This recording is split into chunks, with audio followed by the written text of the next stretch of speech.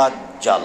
ফাতেমা বিনতে কায়েস বলেন, সামাইতু মুনাদি ইউনাদি আস-সালাতু জামিয়া, শুনলাম একজন লোক বলে যাচ্ছে সালাত শুরু হতে যাচ্ছে। আমিও তখন বের হয়ে গেলাম সালাত আদায়ের জন্য। সালাত আদায় করার পরে জালাসা রাসূলুল্লাহ সাল্লাল্লাহু আলাইহি মিম্বারিহি, আল্লাহর নবী কাঠের মিম্বারের উপরে উঠে বসলেন। তখন তিনি হাসছিলেন, হাসি হাসি মুখ। তিনি বললেন, কুল্লু মুসাল্লি আলজামা মাকানাহু, সবাই নিজ নিজ জায়গায় বসে থাকো। হাল তাদরুনা লিমা জামাতাকুম, সঙ্গী সাথে বলতে পারো আমি তোমাদের কেন বসতে বললাম? মা জামাতাকুম লিরাগবাতিন ওয়া রাহবাতিন, আমি তোমাদেরকে জাহান্নামের ভয় দেখার জন্য আর জান্নাতের প্রতি আগ্রহী করার জন্য বসতে বলিনি। আনা তামিমা দারি কানা রাজুলান নাসরানিন ফাজাআ আসলামা হাদাসানি হাদিসান কুনতু উহাদ্দিসুকুম আন মাসিহিদ দাজ্জালে। তামিম দারি একজন খ্রিস্টান মানুষ, ও এসেছে, ইসলাম গ্রহণ করেছে, ও দাজ্জালের একটা কাহিনী বলছে, যে কাহিনী আমি তোমাদের বলি।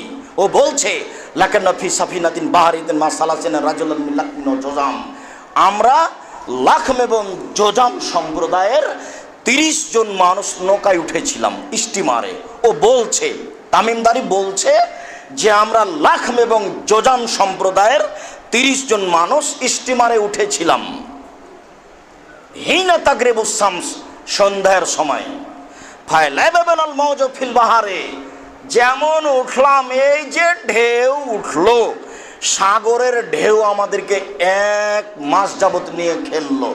কোন দিকে যে গেল স্টিমার তা বুঝতে পারলাম না।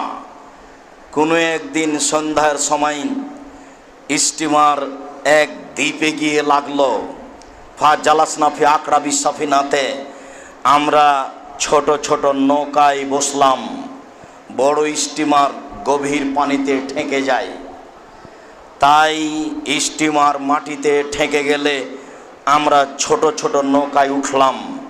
ফা দাখালনা দায়ের জাজিরা, আমরা দ্বীপে ঢুকে গেলাম।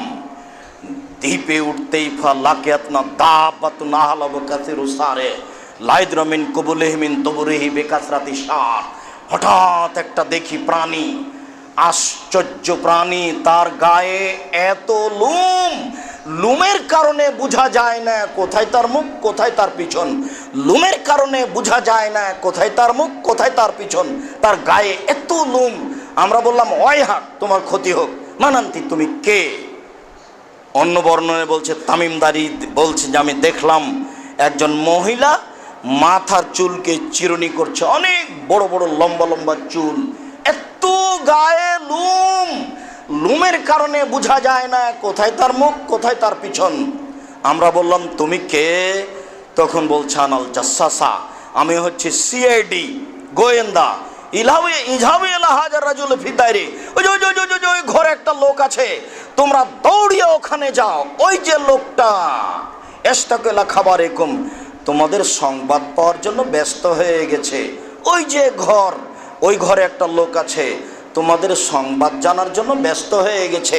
ফাফারেক নান তা কোনো শয়তান আতান, আমরা ভয় পেলাম, শয়তান নাকি, আশ্চর্য আকৃতির শয়তান নাকি। ফাসরানা, দৌড়িয়ে চলে গেলাম। ফাদাখানা দায়রা, ঘরে ঢুকে গেলাম। আল্লাহুস সামাদ, রাআইনা ফিহা ইনসানান আযীমান মা রাআইতু খালকান কাত্ত মাসদুদাতান ইয়াদুহু ইলা উনুকিহি ওয়া বাইনা কাবাইহি লা রিজলাইহি বিল হাদিদে, তার 2 হাতকে কাঁধের সাথে লোহার শিকল দিয়ে বাঁধা আছে, 2 পাকে হাঁটুর সাথে টাকনুর সাথে লোহার শিকল দিয়ে বাঁধা আছে। এক হয়তোবা ডান হাত ডান পায়ের নিচ দিয়ে, বাম হাত বাম পায়ের নিচ দিয়ে কানে ভাবে জড়িয়ে আছে লোহার শিকল দিয়ে।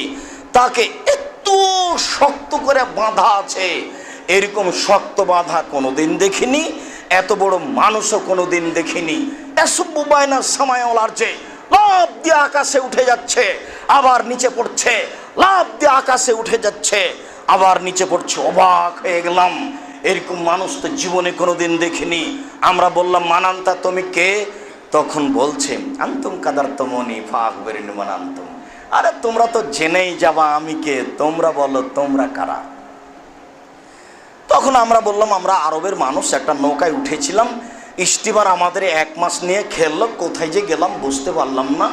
তারপরে আমরা দ্বীপে নামলা, একটা প্রাণীর সাথে দেখা হলো, প্রাণীর গায়ে খুব লোম, আমরা বুঝতে পারলাম না কোথায় তার মুখ কোথায় তার পিছন। ও বলল যে এই ঘরে একটা লোক আছে, সে দেখার জন্য ব্যস্ত হয়েছে, আমরা আসলাম দেখি অবস্থা। আচ্ছা আচ্ছা আচ্ছা আচ্ছা ঠিক আছে, একটু বলো তো ইরাকে বাইসান নামে একটা গ্রাম, একটা খেজুর গাছ ছিল, সেই খেজুর গাছে খেজুর আছে কি? জি হ্যাঁ খেজুর আছে। আচ্ছা খেজুর থাকবে না, একটু বলো তো ইরাকে একটা বহের নামে একটা ঝিল বিল ছিল, সে বিলে কি পানি আছে? হ্যাঁ বিলে পানি আছে। হ্যাঁ অচিরে বিলে পানি থাকবে না। আচ্ছা বলো তো ইরাকে একটা জোগার নামে পুকুর ছিল, সে পুকুরে কি পানি আছে? এলাকার লোকেরা কি পুকুর থেকে পানি উঠে জমি চাষ করে? হ্যাঁ অনেক পানি আছে, এলাকার লোকেরা পুকুর থেকে পানি উঠিয়ে জমি চাষ করে। আচ্ছা ঠিক আছে সব হলো, এবার তোমরা আমাকে একটু নিরক্ষর নবী সম্পর্কে বলো তো, নিরক্ষর নবীর অবস্থা কি? হ্যাঁ ও তো নিরক্ষর নবী তো মদিনা থেকে পালিয়ে গেছে, মক্কা থেকে পালিয়ে গেছে, ও তো এখন মদিনায়। তার অবস্থা বালতি, তার অবস্থা বালতি মানে বালতি ইদারার পাশে থাকে, আগে থাকতো। আপনার পানির প্রয়োজন, বালতি নিলেন, পানি উঠালেন, পান করে রেখে চলে গেলেন। আমার প্রয়োজন, আমি আবার বালতি নিলাম, পানি উঠালাম, পান করে রেখে চলে গেলাম। বালতি একবার আপনার হাতে, বালতি একবার আমার হাতে। আরে মোহাম্মদের অবস্থা, তার তো অবস্থা এখন বালতি, নিরক্ষর লোকটার। তার মানে ও বদরের যুদ্ধে জয় হয়েছে, ওহুদে পরাজয় হয়েছে, একবার জয় একবার পরাজয়, একবার তার একবার আমাদের। ওর অবস্থা এখন বালতি। আচ্ছা আচ্ছা আচ্ছা ঠিক আছে। আমি বলছি পৃথিবীর মানুষের উচিত তাকে মেনে নেওয়া, আমি বলছি পৃথিবীর মানুষের উচিত তাকে মেনে নেওয়া, আমি বলছি পৃথিবীর মানুষের উচিত তাকে মেনে নেওয়া। আমি বলি আমি কে? আমি হচ্ছি দাজ্জাল। লোহার শিকল দিয়ে বাঁধা আছে, লাফ দিয়ে আকাশে উঠে যাচ্ছে, নিচে পড়ছে। আমাকে এখান থেকে বের হতে বলা হবে, 40 দিনে সারা পৃথিবী ঘুরে নিব, মক্কা মদিনায় ঢুকতে পারবো না। যতবার চেষ্টা করব ফেরেশতা খোলা তরবারি দিয়ে ঠেকাবে, ফেরেশতা কেউ মারতে পারবে না। দাজ্জালকে মারবেন ঈসা আলাইহিস সালাম।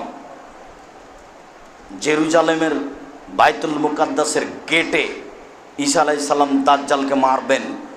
দাজ্জাল ঈসাকে দেখার সাথে সাথে লবণের মতো গলতে থাকবেন, পানিতে যেমন লবণ গলে।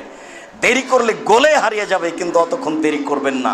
ঈসা আলাইহিস সালাম তাকে তরবারি দিয়ে মারবেন এবং দেখাবেন, এ দেখো এ দেখো এ দেখো রক্ত লেগে আছে, আমি দাজ্জালকে মেরেছি। তার হিজবুত তাওহীদ বলছে দাজ্জাল হচ্ছে আমেরিকা। কোরআন হাদিসের সাথে কেমন তাদের আচরণ, আর রাসূল সাল্লাল্লাহু আলাইহি সাল্লামের কেমন কথা। তারপরে বলছেন হাতে লাঠি ছিল, হাজিহি তাইবা, হাজিহি তাইবা, হাজিহি তাইবা, এটাই মদিনা, এটাই মদিনা, এটাই মদিনা। এই মদিনায় দাজ্জাল প্রবেশ করবে না, এই মদিনায় দাজ্জাল প্রবেশ করবে না। আজকের খুতবার শেষ অংশের কথা ছিল দাজ্জাল। দাজ্জালের একটি কথা ছিল পৃথিবীর মানুষের উচিত তাকে মেনে নেওয়া। এরপরে মানুষ মাযহাব মানে, বুঝাতে পারিনি কথা। দাজ্জাল কাকে মানতে বলছে? মুহাম্মদ সাল্লাল্লাহু আলাইহি সাল্লামকে। মনে রাখবেন, যাকে মেনে চলছেন বিচারের মাঠে কিন্তু সে অস্বীকার করবে, বলবে যে আমি কাউকে মানতে বলিনি।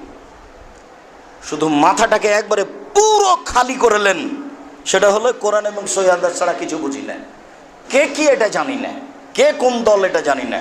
কোরআন এবং সহিহ হাদিস, আপনি হক পথ পাবেন। জঙ্গলে হলেও, শহরে হলেও, আপনি মুচি মেথর হলেও, রাজা বাদশাহ হলেও, শুধু কোরআন এবং সহিহ হাদিসকে জীবন আশ্রয় দিবেন। এই মসজিদে এরপর থেকে একটাই আজান চলবে, 2 আজান নয়। 2 আজান বেদাত নাকি, চলে না, সেই কথা পরে। দাজ্জাল বলছে যে মোহাম্মদকে মেনে নিও, মোহাম্মদের আজান একটাই। খারাপ লাগে কেন, তিতা লাগে কেন বেটা? এটাই চূড়ান্ত, যেটা বলছি সেটাই।